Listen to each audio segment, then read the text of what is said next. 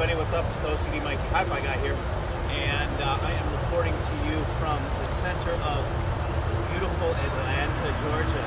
Look at this. This is right. Look at that moped. This is right in the middle of Atlanta. Aside from the traffic noise, we've got a beautiful river called the Chattahoochee, runs right through the center of Atlanta, and we come walking down here and pick up garbage because a lot of bozos drop garbage that don't care. Anyways, but I'm here to talk to you about HiFi.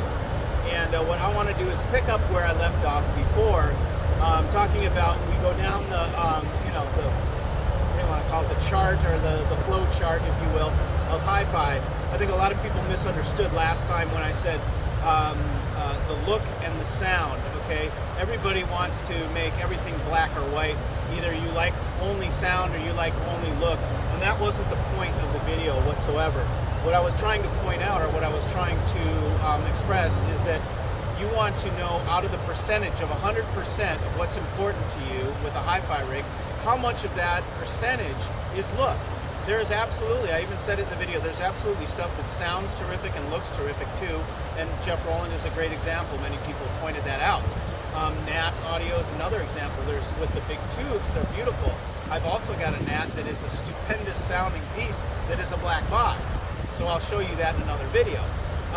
But you want to know, like, what percentage is important to you for sound versus the look. Obviously, both are taken into consideration, but we want to know what sort of stress we're going to put on the look versus the sound. Okay, so that's the first thing. With coming into this next part, we want to decide about your room. Okay, we want to think about how you're going to use this rig. Are you, and here's where we veer off, are you sharing the room with the rest of the family and it's a multi-purpose room, or do you have a dedicated listening room? Okay, these are two different directions. We're going to go two different directions with those. Okay, if you have a dedicated listening room where you can put gear, it doesn't matter what it looks like, your wife is like, whatever, that's your room, have fun with it, then you can do whatever you want. Now, if it's a multi-purpose room, then we very much need to be concerned about how the rest of the family uses the room and how you can set up. Normally, you can't pull speakers out into the room there, so we're not going to recommend Magnepan for a room like that.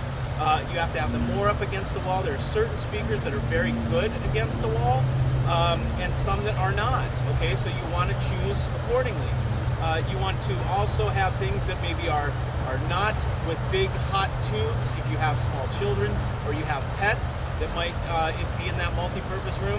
So there's certain ways we're going to go depending on how you use the room and whether it's closed off, whether there's pets, young children, that kind of thing. Okay, clearly we're not going to go with hot tubes where there's a curious pet or a child at play.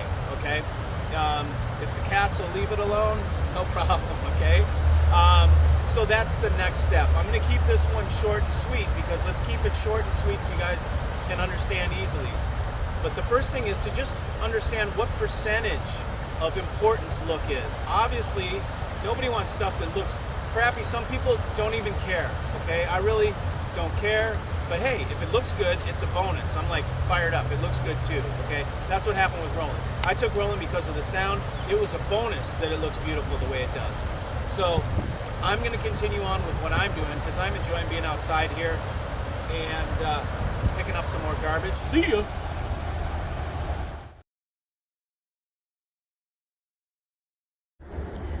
Here is another shot of beautiful little creek that leads into the Chattahoochee in the middle of downtown Atlanta. I mean, well, not downtown, but we're up by the Chattahoochee. This is in the middle of town. You know, if we look over here, we can see that big, that's the highway up there. You know, 75, a major thoroughfare. It's pretty quiet down here. Very beautiful.